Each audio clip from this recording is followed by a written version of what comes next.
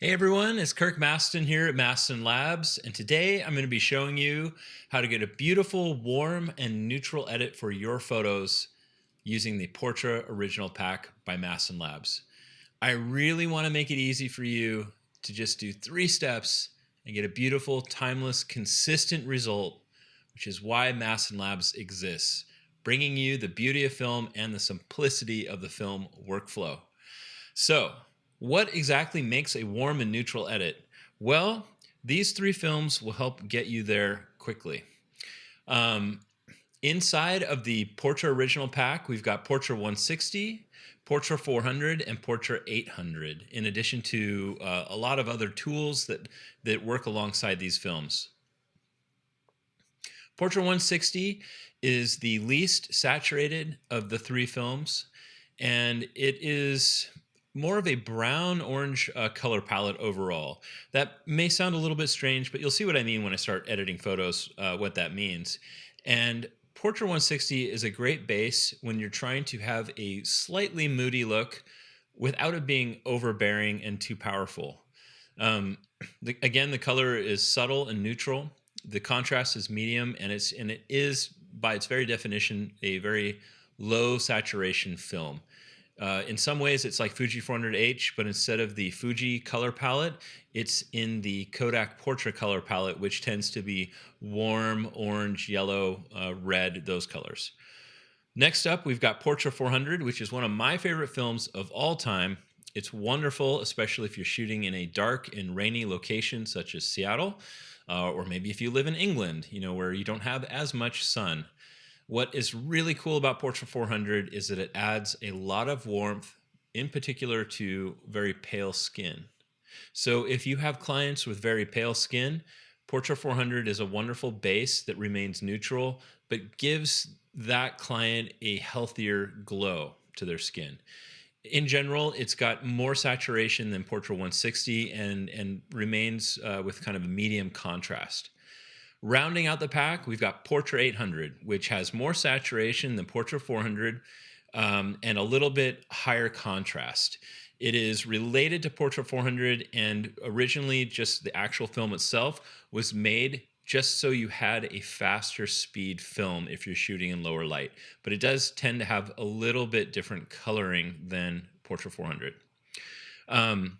The way that we edit with Mastin Labs is very, very simple. It's only 3 steps. You should be able to get a really beautiful, repeatable edit again and again for your photography.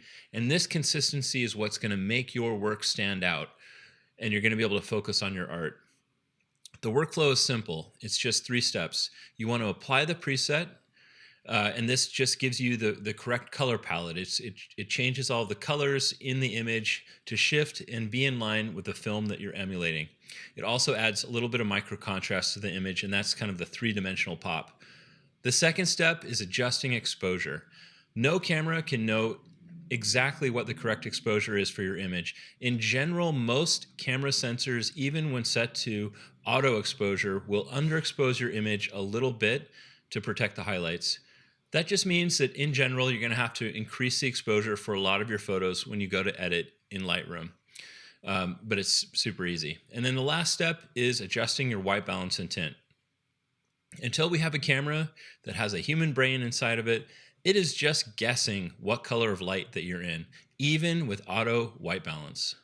It's easy to fool the sensor or to fool the camera, and you may have to do small adjustments to white balance and tint to make your photo look perfect. But it's just these 3 steps. You don't need anything else. And you certainly don't need to dive into the hue, saturation, luminance panel or anything like that to get a good edit. Okay, enough of that stuff. Let's get that out of the way. Let's get to some beautiful pictures, and I want to show you what is possible. So I've got this really nice family portrait here, and I'm going to just dive right in with my favorite film of all, well, not my absolute favorite film of all time. I have 3. I like Fuji 400H, I love Ektar, and I love Portra 400. So it's one of my 3. But Portra 400 will look great on this family. They all have kind of lighter skin, and it's nice and evenly lit. So I'm going to use Portra 400. And then if you notice, like before I even applied it, this image is very cool. The white balance is way too cool. So after applying Portra 400, I'm going to do a slight bump in exposure and then immediately get to work on the temperature and tint sliders to get the temperature correct first. So I'm just going to warm it up. And I find that it's easier for most people to see temperature rather than tint, but you need to get both of them, dialed in correctly. I always start with temperature because that's just easy to see the global warmth of the image. And then after that, I look around in the image. In particular, I look at hair, or if this was in a city, I would look at the street or something neutral that I knew would be gray. And I look for any hints of it being too green or too magenta. And my goal with the tint slider is to get perfect skin tones by canceling out any kind of global bias in color. Like, so if the image is a little bit too green or a little bit too magenta, I'm trying to fix that, and then you'll get really beautiful skin tones. So looking at this image, it looks pretty right on. This boy here is a little bit green on this side of his face. It could be from the reflection of the foliage, down below. But I'm gonna just increase the magenta just a little bit to cancel that out. So there, I moved it, literally 3 points, tiny adjustments. That's where you're going to get really good skin tone. So I've adjusted exposure, temperature, and tint. I might go up in exposure just a little bit more and a little bit warmer. And that looks really nice. And that is your basic edit. You'll notice I didn't dive into anything below this first panel here. Nothing down in here at all, just right up here. And that's the key to editing quickly and consistently. Here is the before and after, and it looks great. The clients are gonna love this. Like, it's a timeless look, they look healthy and happy, and it's a neutral, warm edit. Just as I said, for the entire pack, you're getting a warm and neutral look. So yeah, I love Portra 400. It is great. It's a really good foundation if you want to do more stylized editing on top of that, do your own thing on top of it. It's a great base. It's super good. So yeah, there you go. One thing I might do to this image is use one of the additional tools that comes with the pack. So in addition to the films, you also have a tone section, which lets you target the shadows or highlights independently. So for example, I could try to bring back a little more sky detail by hitting highlight soft. So you can see how that brings in all the highlights. Or if I wanted to, I could bring out a little more detail in her top here by hitting highlight or shadow soft. So that's gonna target just the shadows. And actually that looks really good. So I'm gonna do shadow soft. And below that, we have a lens correction area where you can correct the vignetting and distortion of the lens. So I'm going to apply that as well. And then below that, we also have grain. Now, none of these things are in the 3 main steps to editing. These are all kind of like the cherry on top, the little bonus thing that you can do, but they're really nice to have. And the way that this system works is you just start at the top and work your way down. So we picked a film, did our basic edit, I added a tone profile, I did lens correction, and the last thing I can do, if I want to, is add grain. So I'm gonna go ahead and add 35mm grain, and now we have a completely finished image if you wanna go that route. There you go, looks super good. Okay, let's move on. So Portra 400, nice and warm, kind of neutral, middle of the road, great base. If I wanted something a little bit moodier, I would do Portra 160. So as I said before, it has very low saturation. This film is really great for images that have a little more of a fashion editorial feeling. So this image here of this couple feels a little bit more that way to me. So I think it'll be a good candidate for 160. I'm going to apply 160 and then increase the exposure and then do temperature and tint until it feels right. So I'm increasing the temperature just a little bit His face is a little bit magenta, so I'm going to cancel that out by sliding the tint slider towards green, just a tiny bit. It was like 4 points. And now we have a final image that feels like very filmic, like it feels like real film. It's very subtle, but it has the feeling of Portra 160. And something that really characterizes Portra 160 to me is that there are kind of subtle brown orange undertones throughout the whole image. And you can see that in the final image here on the right. And that to me is like kind of the look of 160. I see this look a lot like in catalogs like Urban Outfitters and things like that. That's kind of the vibe. So it's the best way to characterize it. I could also do all hard or all soft to kind of tweak the feeling of the image. If I did all soft, I'm knocking down those highlights and bringing a little bit of shadow detail back. And if I do all hard, I'm going the other direction and I'm making it extra punchy. In this situation, I'm just going to leave it. I'm not going to do either. To round this photo out, I'm going to add 35mm grain because it just kind of has that vibe. And that looks great. It looks super, super good. So yeah, there is your edit with 160. I love it. It's like, you know, you could be shooting families in the morning with Portra 400, and then in the afternoon, you could be walking with friends and do something with Portra 160 and have more of that edgy kind of city vibe just within those two different films. Okay, so next we have Portra 800. So Portra 800 is interesting. I love this photo. It's so cool. This little deer. Let me crop in a little bit more. A deer and a baby. I would be a little bit worried if a deer was coming up to my baby, but as you can see, the mom is right here, so it's okay.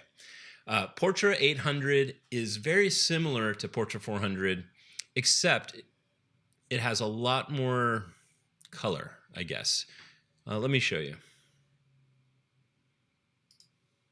So you see how rich the whole photo got right there. There's a lot more saturation than 400. It's still all very natural. This is a sunset, so it's going to be very warm, but it in general has more warmth even than Portra 400. To round out this edit, I'm going to increase the exposure just, a tiny bit. And I'm actually going to slide a little bit towards magenta. I feel that the back of the deer here, it feels a little bit green right in the haunches of the deer. So there we go. But not too much. Not too much, because you don't want the baby to be like, an alien, like really, really purple. We don't want that. So we're looking for just kind of the perfect middle ground. Right about there. And yeah, it just looks really, really good. Sometimes people ask me, like, what is the difference between Portra 400 and Portra 800, like side by side? So say you wanted to see it side by side. This would be a great example photo to show you that. So I'm going to make a copy of it. And then I'm going to go to Portra 400. So I went to Portra 400, and as you can see, it immediately lightened up the photo. The contrast is a lot less, and the saturation is quite a bit less.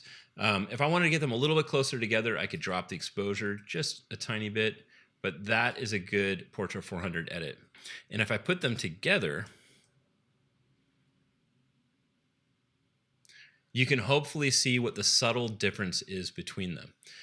We've got Portra 800 on the left, and notice how saturated, especially this area, is around the deer. And then on the right, we have Portra 400, and you can see it's a little less saturated, a little less contrasty. There's more information in the grass and in, around the baby, basically. So let me do one more. I'm going to show you how desaturated Portra 160 is.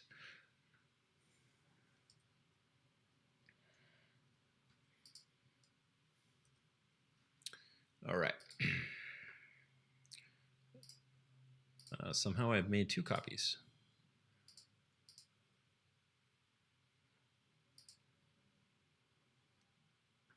Oh, I see. I made two copies of two images. Perfect. Let me fix that. All right, so here is Portra 160. And I'll throw these up here for you to see. Actually, I'm gonna just thumb through them. So here's Portra 800, very saturated. Portra 400, the saturation and contrast decreases. And then Portra 160, and you get a little bit of that moodiness, a little more emphasis on brown, and it isn't quite as saturated as Portra 400 or 800.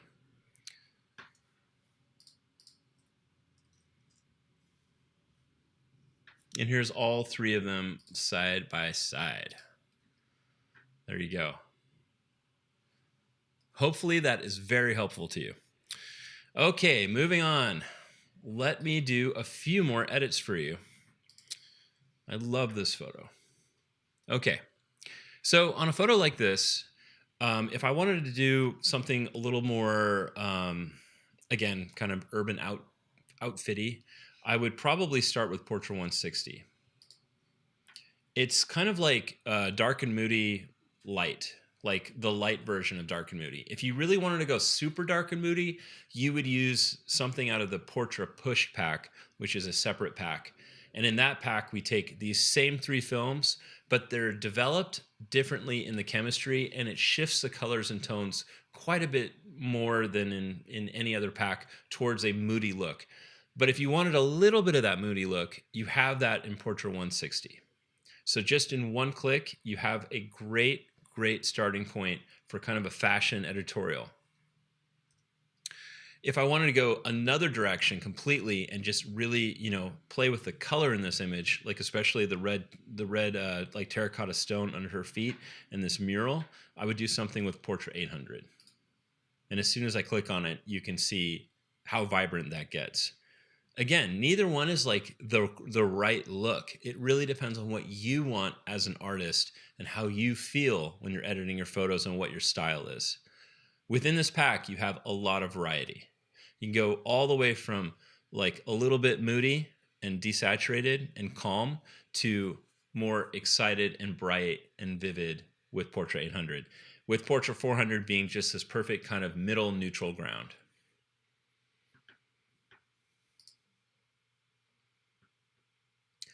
I love this image too. Okay, so on an image like this, I'll show you again the two kind of main, or three kind of main looks from this pack. I'm going to start with Portra 160. I increase the exposure, and I'm going to increase the temperature just a little bit. I'm going to look around the hair, the background, etc., and see if it needs to be a little bit more green or a little bit magenta. But it looks just about perfect for what Portra 160 is, which again is kind of leans a little bit towards brown. Make a copy of this. Make two copies of it, so I can show you 400 and 800. And now we're going to do Portra 400. And immediately you can see the photo kind of comes to life in a different way. It's a little more saturated, it's warmer, brighter. And then in the last photo, I'm going to do Portra 800. And in Portra 800, it's again even a little bit warmer, but with more of an emphasis on red and orange than in the previous two. So here is 160, 400, and 800. And that's a great example of all three of them side by side. For this photo, I would probably pick the middle one, Portra 400. That is kind of where my heart and soul is. I would actually drop the exposure maybe for that, but that is the type of edit I would do for this photo. That's just me personally. Every family portrait photographer is going to have a different vision for what they want their photos to look like, but you can get there within this pack. If I wanted to make it even softer than it is in this photo, I can again go back to the tone profile section and do something like all soft, like that, and just kind of put the finishing touch on it to make it perfect. for me. I like a little bit softer look with my family portraits. So, but yeah, that's a great example. And I've got two more here I'm going to do for you. Now on this photo, I would love to start with a much shorter crop. So this isn't really in the workflow, but it's just like a little tip.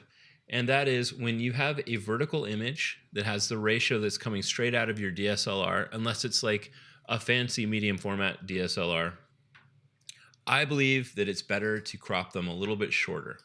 And I prefer 4:3 or 4:5. Why? Because this is in general the shape of a magazine cover, and it just makes it feel a little more luxurious, a little more fine art. So I'm going to start there with this image. Next, I'm going to apply, we'll do Portra 400. Let's do Portra 800 actually. Yeah, let's do Portra 800. And then I'm going to increase the exposure and warm it up just a little bit. There we go. To bring back the detail in the sky, I'm going to use all soft. That's too much. I like her dress being really dark, so I'm going to do highlight soft. There we go. And just target the highlights. That's like the best part of the tone profiles, is that you can do these subtle adjustments just in the highlights or shadows without affecting everything. So that is the direction I'm going to go. And then I'm going to play around with lens correction. Let's see how that looks. Oh yeah, that's better. That really makes a difference sometimes. I like a flatter image, like an image that doesn't feel like it's bending around the curvature of the front of your lens. And that happens if you're shooting with any lens that's kind of wide-ish. This is a 16 millimeter lens, which is very wide, so there's going to be a lot of distortion. So I would always use lens correction on, personally. Let me just bring in a little more sky, and I think we'll call this one good. Yes. There you go. All right. I hope that that was helpful. This pack offers a lot for everybody. It is just great if you're getting into family photography. Even I've seen like pet photography can look really, really good with this pack. It's good for day-to-day life. A lot of bloggers use this pack for like lifestyle stuff, but in general, it feels really, really good for family sessions. If you've enjoyed this video, be sure to join our Facebook community on Facebook. It's amazing. Go to the Mastin Labs community on Facebook, join us. You don't have to own any Mastin Labs product. It doesn't matter. We just want to be there to help you succeed. And we have free educational resources, amazing videos, friendly personalities, a great network of people that will edit your raw photo to show you what Mastin Labs will look like on your work.